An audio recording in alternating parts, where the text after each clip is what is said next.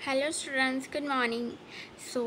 अब तक हमने इंश्योरेंस लेटर्स में उसकी सारी थियरी कवर कर ली थी और हम अब डिस्कस करने वाले हैं उसके सैम्पल लेटर्स की इंश्योरेंस कॉरेस्पॉन्डेंस में इंश्योरेंस लेटर कैसे लिखे जाते। तो फर्स्ट हम ये जो लेटर आज डिस्कस करने वाले हैं वो है बाइंग अ मेडिक्लेम पॉलिसी। तो इसके बिहाफ में कोई और पॉलिसी परचेज करने के लिए भी बोला गया है, तो सेम वे में लिखना होगा, सिर्फ कुछ थिंग्स होगी जो चेंज होगी बिकॉज पॉलिसी वाइज वो डिफ़र होती है।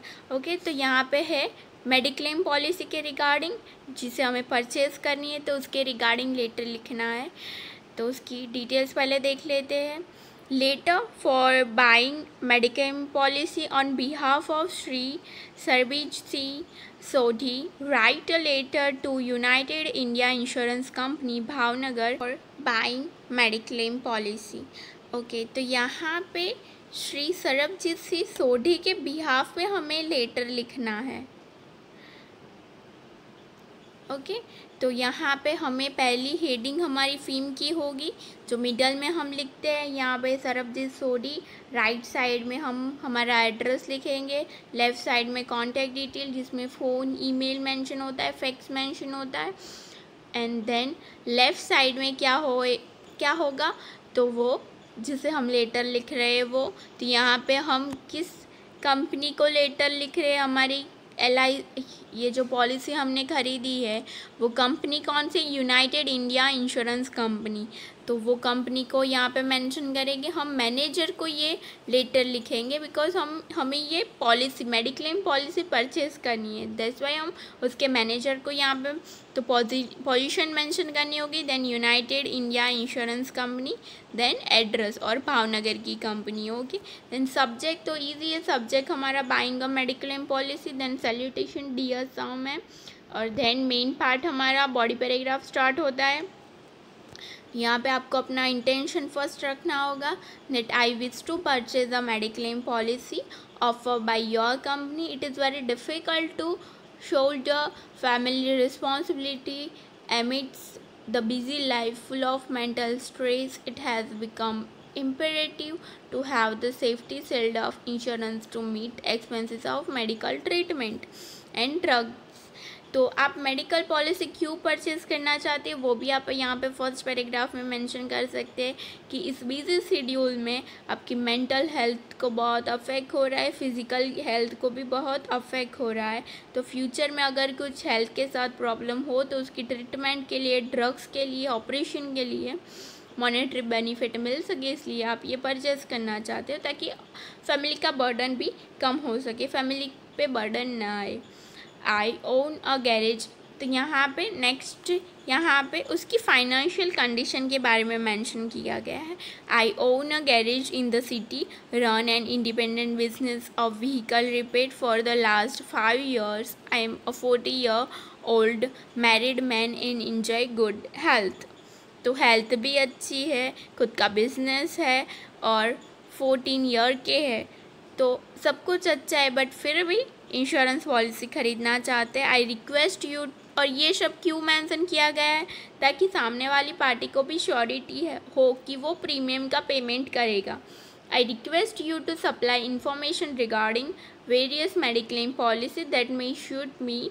I am inclined to select a suitable policy and go for the necessary procedure of buying it. I also request you to arrange for prompt follow-up work for the policy I select. तो यहाँ पे request की गई है कि जो भी policy उसकी प्रोफाइल के बेस पर उसे सूटेबल हो वो उसे अप्रोच किया जाए ताकि वो उसे परचेज़ कर सके और उसके लिए प्रॉम्प्ट रिस्पांस दिया जाए ताकि वो नेसेसरी स्टेप ले सके।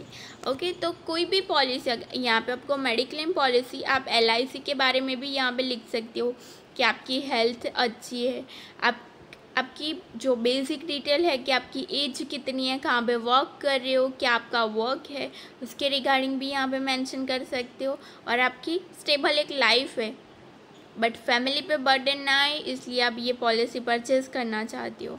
तो आप डिफरेंट पॉलिसी के वाइज वो डिफरेंट लिख सकते हैं। ओके, देन लास्ट में तो सेम एवरी लेटर में yours faithfully, then signature and name mention करेंगे। ओके, देन नेक्स्ट हमारा है claim for loss resulting out of fire.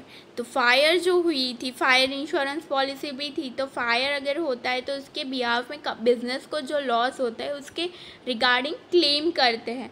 मतलब पहले आपने जो पॉलिसी परचेज की थी उसके बाद ऐसी सिचुएशन जब आती है तो उस टाइम आप उस अमाउंट के लिए क्लेम करते हैं। तो वो क्लेम करने के लिए ये लेटर लिखा गया है। Letter of claim against fire insurance policy, a fire broke out in the residential premises of Shri Tegchand Mirchandani. He has got fire insurance policy. Write his letter claiming for the loss as a result of fire accident। तो जो fire insurance policy ली थी उसके behalf में ये claim किया गया है। Then यहाँ पे फीम का नेम, एड्रेस, द मैनेजर और जिस भी कंपनी से परचेज की गई होगी उसका एड्रेस। सब्जेक्ट क्या होगा हमारा, claim for loss resulting out of fire. And reference number क्यों मेंशन करना होगा, बिकॉज यहाँ पे ये रिक्लेम करना है तो जो आपने पॉलिसी परचेज की गई होगी उसकी डिटेल यहाँ आएगी। फायर इंश्योरेंस पॉलिसी नंबर, तो ये पॉलिसी नंबर मेंशन किया गया है ताकि रीडर जो होगा वो ये नंबर देख के उसके टर्म्स एंड कंडीशन समझ सके और अमाउंट अगर इफ एप्लीकेबल होगी वो क्लेम अगर अप्रूव होता है तो उसे पेमेंट भी कर सके। सैल्यूटेशन। देन हमारा body paragraph. With reference to my above mentioned policy, all my assets including building and compound of my residence have been secured against loss resulting from fire and natural calamities like lightning, earthquake or building collapse in normal cases. The detail of loss incurred as a result of fire in residential premises is as follows। तो ये जो person थी, जो फीम थी, उसने पहले से insurance policy ले रखी थी और इंश्योरेंस पॉलिसी अगेंस्ट किसके अगेंस्ट ले रखी थी, natural calamities like lightning, earthquake, तो ऐसी कोई कैलामिटीज़ हो तो उसके बिहाफ में पहले से पॉलिसी ले रखी थी। और ये जो फायर की प्रॉब्लम जो हुई है तो उसकी वजह से बिज़नेस में क्या क्या नुकसान हुआ है तो उसकी सारी डिटेल दी गई है। देन लोकेशन क्या थी, तो लोकेशन यहाँ पे दी गई है, उसका डेट टाइम कि किस डे पे हुआ, किस डेट पे हुआ। Then intimation of fire, smoke, foul smell, then intimation of fire station, reason for fire कि फायर किस वजह से हुई। ये सारी डिटेल इसलिए मेंशन करनी होती है बिकॉज एग्रीमेंट में बहुत सारी टर्म्स एंड कंडीशन होती है तो वो अगर फुलफ़िल ना हो तो आपको आपकी अमाउंट नहीं मिलेगी। तो उसके लिए आपको ये प्रूव करना होगा कि इस रीज़न से हुआ है और आप एप्लीकेबल हो वो क्लेम के लिए। डिटेल्स ऑफ लॉस, तो लॉस कितना हुआ है तो यहाँ पे लिखा है एज़ पर द अटैचमेंट, मतलब कि जो लॉस हुआ है वो आपने एंक्लोज किया गया होगा, आपकी जो असेट्स में लॉस हुआ होगा तो उसकी सारी डिटेल्स आपने डॉक्यूमेंट में एंक्लोज की है लेटर के साथ। इंफॉर्मेशन टू पुलिस कि पुलिस को कब इन्फॉर्म किया गया, फायर ब्रिगेड को कब इन्फॉर्म किया गया, किस टाइम पे हुआ था। A copy of first FIR की कॉपी तो वो भी एंक्लोज की गई होगी। और ये सारी क्यों यहाँ पे मेंशन की गई होगी बिकॉज उस एग्रीमेंट में टर्म्स कंडीशन में वो मेंशन होगा, दैट्स वाई यहाँ पे सब कुछ मेंशन किया है। I request you to take quick action, thank you.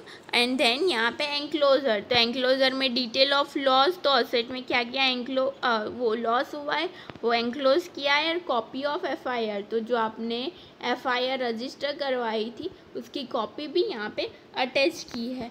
तो ये हमारे हुए, एक तो हमने पॉलिसी परचेज़ की थी वो लेटर हमने देखा और देन नेक्स्ट की जो पॉलिसी परचेज़ की थी तो उसके अगेंस्ट हम क्लेम किस वे में कर सके। ओके, नेक्स्ट हम बाद में देखेंगे।